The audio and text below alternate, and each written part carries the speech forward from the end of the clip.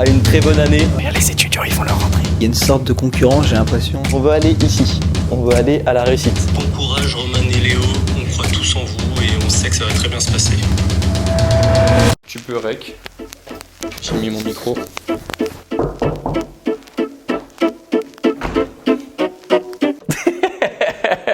André, je vous en prie. Mesdames et messieurs, bienvenue dans le deuxième épisode des SOS étudiants. Pour vous donner un petit peu de contexte, l'épisode 1 c'était la rentrée, maintenant c'est le début des TD. C'est une étape importante pour les étudiants parce que c'est des matières à haut coefficient, donc faut pas louper les matières à TD. Surtout que cette année, j'ai appris que les TD étaient éliminatoires si on avait une note en dessous de 10. C'est ciao. Oui, d'ailleurs, j'ai reçu quelques messages sur ouais, Grégoire, SOS étudiant, ça reprend le concept de Squeezie qui s'appelait SOS streaming. Oui, donc là il est bientôt 17h et Roman et Léo vont finir les cours dans 10 minutes, puis après ils arrivent directement ici, donc on va les recevoir.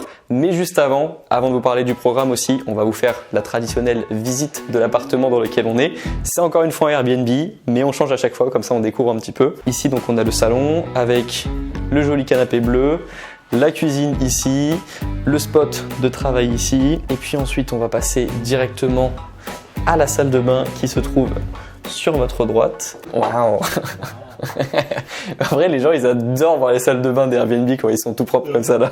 Et là, on arrive dans la chambre, donc qui est prête pour faire les interviews parce qu'on va encore refaire des interviews pour Roman et Léo. Et donc, si les proprios de l'Airbnb vous voient cette vidéo, ne vous inquiétez pas. Je sais que le lit n'était pas comme ça quand je suis arrivé. Je vais tout remettre après le tournage. Vous n'y verrez que du feu. Ok, donc qu'est-ce que vous avez loupé pour l'instant? Là, ça fait 2 semaines qu'on n'a pas tourné avec Léo et Roman. Je les ai retrouvés hier, ils se sont installés ici et je leur ai montré des TD que moi j'avais réalisés lorsque j'étais en licence 3 pour leur montrer un peu à quoi ça ressemblait et pour leur donner des conseils. Léo, il était un petit peu stressé par rapport à la quantité d'informations à apprendre en droit, surtout qu'il a droit administratif en matière à TD, donc il a énormément d'arrêts à apprendre. Les juristes, vous savez. Et concernant Roman, ce qu'elle m'a dit, c'est pas qu'elle était vraiment stressée, c'est plutôt qu'elle était fatiguée des cours. On va peut-être en reparler plus tard, mais elle a eu son premier coup de mou après une grosse journée où elle a fini à 20h. Ça fait souvent ça lorsqu'on commence à la fac ou même lorsqu'on est en licence ou en master, ça nous arrive à tous. Et mon but, c'est qu'à la fin de l'épisode, ils soient déstressés par rapport à ça, qu'ils me disent « Ok, j'ai passé une bonne semaine, les TD se sont bien passés » et qu'ils ne culpabilisent pas de ne pas avoir réussi à réviser tout le temps, tous les jours et être à jour dans toutes les matières. Ça va être l'objectif de la vidéo. Par contre, mec, je sais pas quoi en penser du fond jaune. T'en penses quoi? J'ai un petit doute. Ouais, il rendait mieux en photo. Ah mais sinon, toi tu les attends encore une fois. Ouais, j'arrive, je passe en mode téléphone, mec.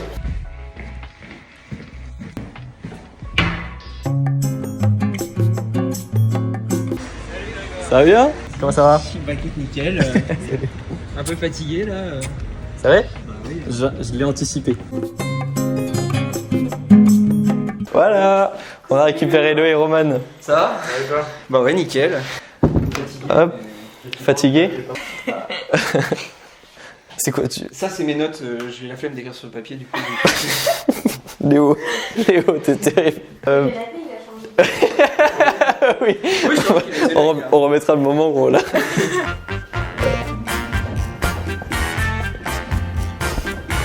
Vous avez pas vu le setup à interview? Vous allez repasser par la case interview? Vous voyez un petit bout là si vous voulez. Vous allez y passer tout à l'heure. Bon, vous avez l'habitude maintenant, c'est bon. C'est quoi les interviews pour vous maintenant? C'est la routine. Bon, c'était bien? Installez-vous, vous voulez un verre d'eau? Ouais, je veux bien, ouais. C'est Roman. Merci.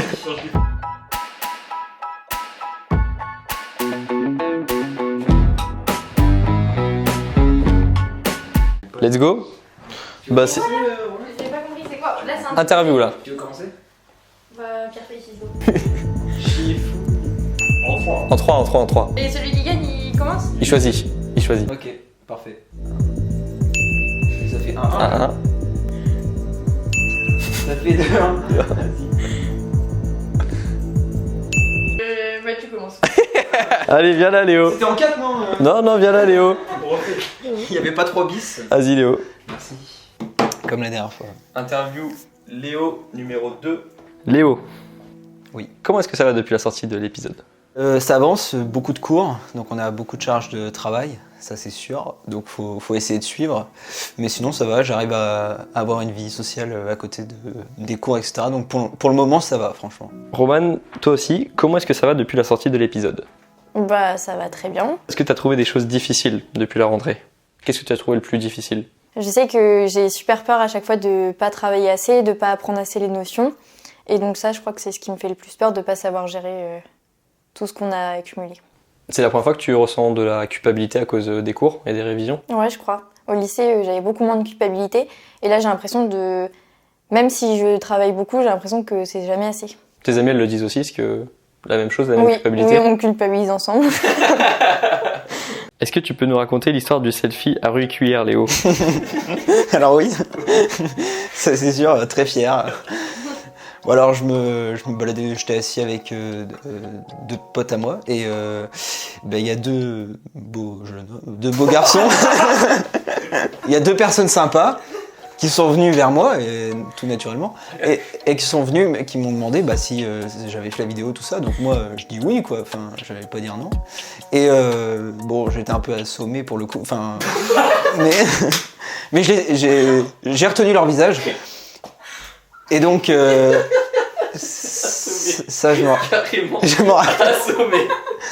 Disons que... Donc ils m'ont demandé de me lever, ce qui n'a pas été si simple, en fin de compte. Mais j'ai réussi, et donc ils m'ont demandé une photo avec eux, donc j'ai pris la photo, naturellement aussi, et puis comme par hasard, et franchement, et là je reçois un message de Grégoire hier me disant Léo, on a retrouvé ton selfie, je regarde et c'était moi dessus, enfin voilà, donc voilà, je suis content, c'était mon premier selfie. Est-ce que tu as des choses que tu as appréciées aussi depuis la rentrée, que tu n'imaginais pas? Le restaurant universitaire. C'est super bon. C'est vrai? Ouais, parce qu'on m'avait vendu une image vraiment négative du restaurant universitaire et en fait c'est super cool pour se retrouver le midi. Ok, et l'ambiance universitaire, t'en penses quoi par rapport à ce que tu imaginais? C'est sympa, mais je trouve que pour l'instant, vu que j'ai eu que des cours magistraux, on n'est pas trop amené à parler en fait. On est chacun dans notre coin parce que moi j'ai une copine, donc je ressens pas forcément le besoin de communiquer avec les autres, mais je sais qu'à un moment donné, il faudra aussi élargir le groupe pour travailler, pour se sentir encore plus accompagné. C'est quoi que tu as apprécié depuis ta rentrée en droit? Ce que j'apprécie en tout cas par rapport à moi, c'est que je me sens motivé, ça c'est sûr. J'ai l'énergie, l'année dernière je l'avais pas autant, voilà. Et j'aime encore plus ce que je fais cette année que l'année dernière. Et je pense en tout cas pour moi, plus j'aime quelque chose et plus ça va être facile pour moi de l'appréhender. Donc ça en tout cas j'apprécie pas mal, ouais. Okay. Et j'ai mon appartement aussi. Ah oui, c'est vrai. Ça fait quoi alors d'avoir son appartement? Ah ouais, c'est quelque chose. On peut aller à Ruec et prendre des photos. Non mais... Mais c'est quoi, tu sors une fois par semaine, c'est ça? Ouais, c'est ça. Tu t'autorises une sortie par semaine? C'est ça, ouais, j'évite de faire plus parce que j'ai pas envie d'être dans un schéma où après on se dit bon c'est pas grave, je repousserai ça plus tard, tel travail ou tel truc, ou demain je serai fatigué, bon tant pis. Et puis au final on se retrouve dans un cercle un peu vicieux quoi. Donc essayer de se mettre au moins là-dessus des barrières quoi. Ok, donc, tu préfères te défenestrer une fois et puis plutôt que 4 fois être juste bien. C'est ça, exactement. Okay. Mais de le faire une fois, une bonne fois quoi. Okay. Tu m'avais dit en off hier que tu avais eu un premier coup de mou à la fin d'une journée. Est-ce que tu peux expliquer ce que tu as ressenti et pourquoi tu t'es senti comme ça, tu penses? C'est un petit peu ce que j'évoquais tout à l'heure au niveau du stress. C'est que même si je travaille, parfois j'ai l'impression que je travaille pas assez. Et puis j'ai un souci aussi, c'est que je suis parfois distraite par mon téléphone comme beaucoup de jeunes qui regardent, je pense. Et ça me fait beaucoup culpabiliser. Et en plus de ça, j'avais fait un cauchemar sur le droit, donc quand même montrer que, que le stress est présent. Et tout ça s'est accumulé. Et puis en plus, je suis seule dans mon appartement. Et là, c'était mon premier vrai coup de mou avec plein de facteurs. Tu finissais les cours tard aussi? Ouais, quand je rentre à 20h chez moi, parfois c'est un peu compliqué parce qu'il faut se faire à manger, il faut ranger, il faut faire tout ça, il faut travailler surtout. Et ça, c'est compliqué. Ils en ont pensé quoi tes amis en droit des premières semaines de cours? Vous parlez de quoi avec vos amis depuis la rentrée? Alors, on parle beaucoup de la technique, ça c'est sûr. Donc on parle beaucoup des méthodes pour comment est-ce qu'on va s'organiser pour bosser, pour travailler quoi. On parle beaucoup aussi des cours. Moi je sais qu'avec pas mal de potes on discute sur des notions etc. Qu'est-ce qu'on en pense. Et voilà, et puis on imagine aussi notre avenir. Je pense que ça, on parle souvent de notre avenir, etc., des choses qu'on peut voir. Ça, on en parle vraiment souvent. Voilà. Et pareil, ils en ont pensé quoi, tes amis en droit de ces premières semaines? Je pense qu'on est un peu tous pareils, à des degrés différents de stress, parce que ça dépend de chacun. Mais moi, je sais que ma copine, c'est pareil, on culpabilise un peu de pas toujours travailler. Donc on se force à le faire. Et oui, c'est un peu compliqué, c'est beaucoup plus compliqué que le lycée, donc ça, on est d'accord pour le dire. Je pensais que en fait, tout le monde était amené à se parler à des moments, Et en fait, c'est pas du tout ça. Hein. C'est vraiment chacun dans son coin avec ses potes. Ça te fait pas peur de prendre la parole en TD demain pour ton premier TD? Bah, on est 40, donc si, un peu, je pense. Mais après, je me dis, quand je réfléchis bien, c'est peut-être 10 ou 15 de plus qu'en terminale. Et en terminale, ça me posait aucun problème. Donc j'espère que ce sera pareil demain. Mais de toute façon, je vais me forcer parce que je pense que si on se force pas dès le début, après, on se repose trop sur ses acquis. Est-ce que t'as le temps d'avoir une vie perso à côté? Ouais, pour l'instant, ouais, ça va. Ouais. Bah, je sors une fois par semaine. Je rentre le week-end chez ma mère. Et ouais, là-dessus, ça va. J'arrive quand même à avoir d'autres activités. Je fais du sport le week-end. En tout cas, je pense que j'arrive à peu près à m'accorder le bon temps de travail et à pouvoir travailler quand j'en ai envie. Est-ce que c'est productif? Ça, je sais pas vraiment. Je sais pas si mes méthodes sont forcément bonnes, mais en tout cas, c'est clair que je me mets des temps où je dois travailler et donc ça me laisse à côté des temps où je peux sortir, etc., quoi.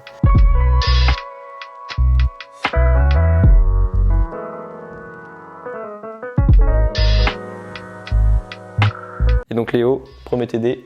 Bah écoutez, un TD chargé quand même, 2 TD chargés, surtout C'est d'affilée. pour ça qu'on les appelle les chargés de TD d'ailleurs. C'est ça.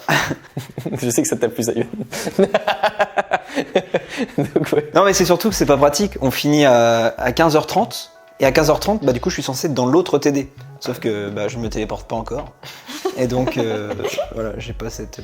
Mais du coup c'est vrai que bah, je suis arrivé en retard, quoi. J'ai fait bonjour, j'étais en droit Oui, mais administratif. t'es pas le seul, non? Si. Parce que je suis le seul, en tout cas vraiment j'étais le seul à rentrer. Ok. Voilà. Tous les autres étaient déjà dedans. Donc. Ok, mais t'as quand même participé, t'as quand même pris ton courage à deux mains. Oui, Et même en étant arrivé en retard, tu t'es imposé dans le groupe. c'est ça. Ça c'est bien ça. Ça c'est mon gars, ça c'est Léo, ça va. Pas trop fort.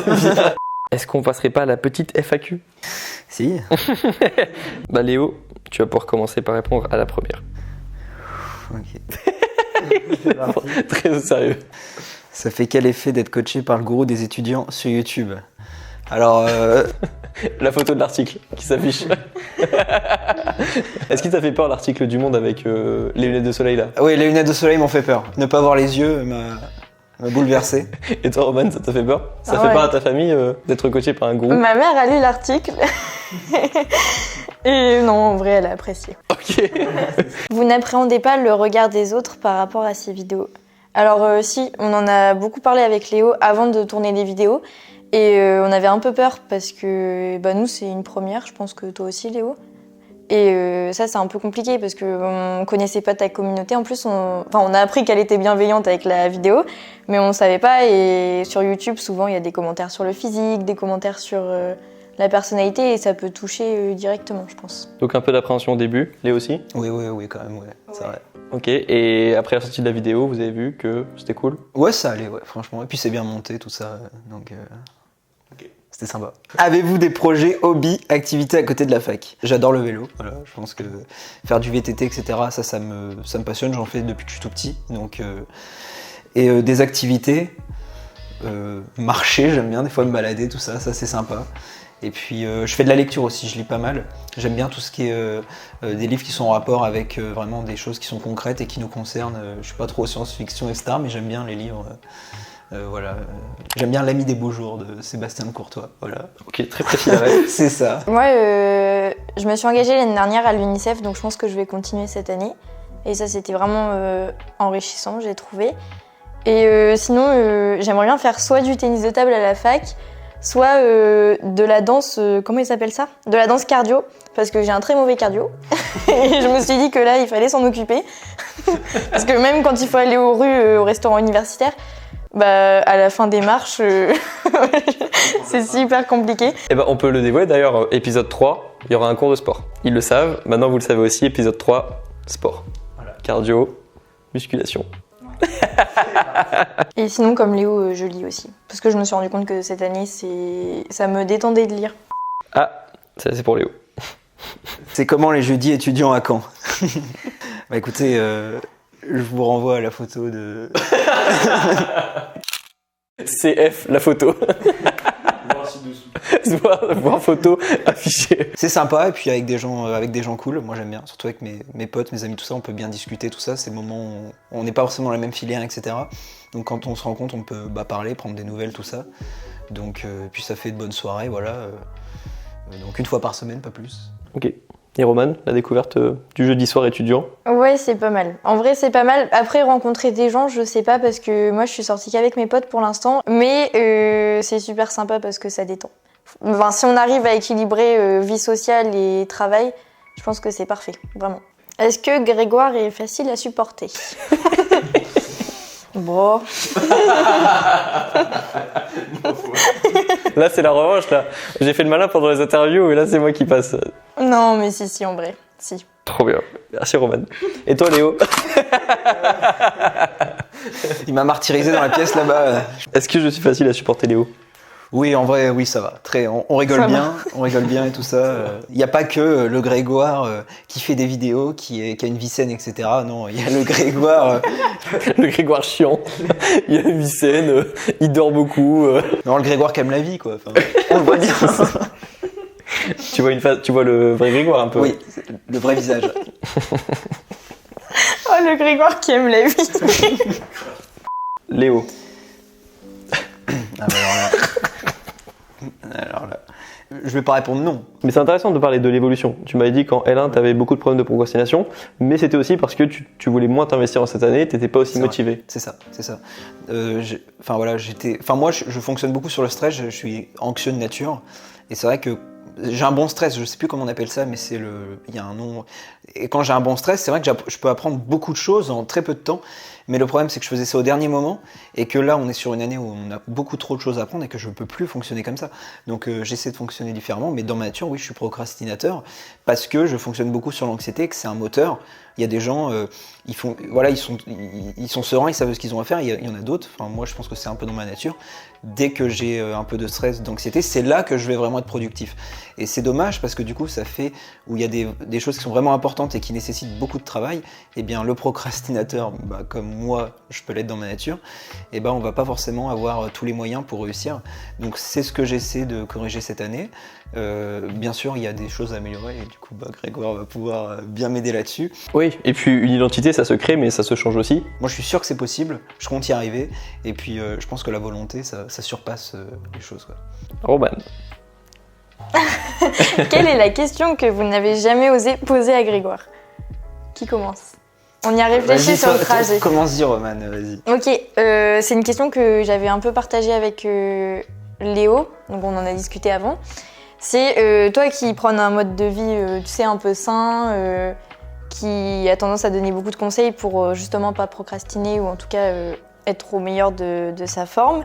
Est-ce que ça t'arrive d'avoir des coups de mou et est-ce que ça t'arrive de parfois passer, je sais pas, des moyennes délirantes sur ton téléphone ou... On va faire un truc que j'ai pas fait depuis longtemps. Moyenne quotidienne. Sachant qu'il y a le travail. Oui, c'est vrai. Ça va, franchement. En vrai, ça va. Moi, je pense que je fais plus que ça. Et sinon, sur les coups de mou, je sais pas si on va le laisser dans la vidéo, mec, mais j'en ai parlé juste avant à Ivan, où il y a eu un truc dans ma vie perso hier et hier soir. Et donc là, juste avant le tournage, j'ai pris une nouvelle où j'étais vraiment pas content, tu vois. Enfin, c'était triste même. Comme tout le monde, j'ai eu des nouvelles qui arrivent.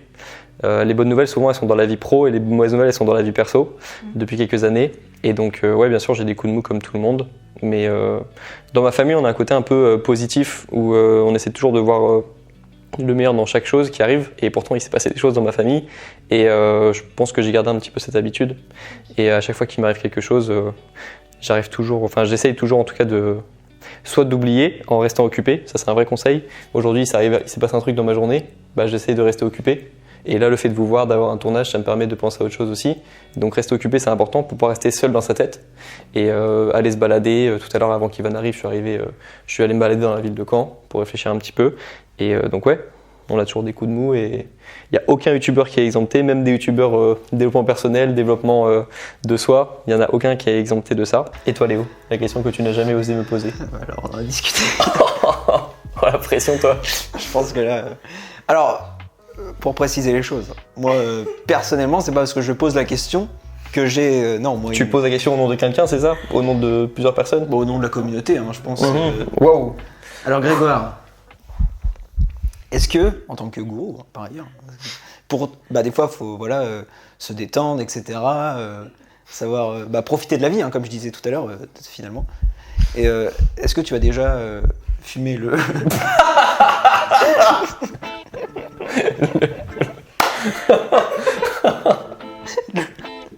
C'est vraiment ça, Léo. T'avais une question. Oui. Une question. J'ai voulu la poser. C'est pour ça que je t'ai demandé, est-ce que tu vas y répondre? Wow. À 3, vous répondez ça ou ça? Pensez quoi? Ça oui, ça non. Si on a déjà fumé? Non, c'est moi, vous pensez que je l'ai déjà fait. Ok, Et je réponds en même temps. ok.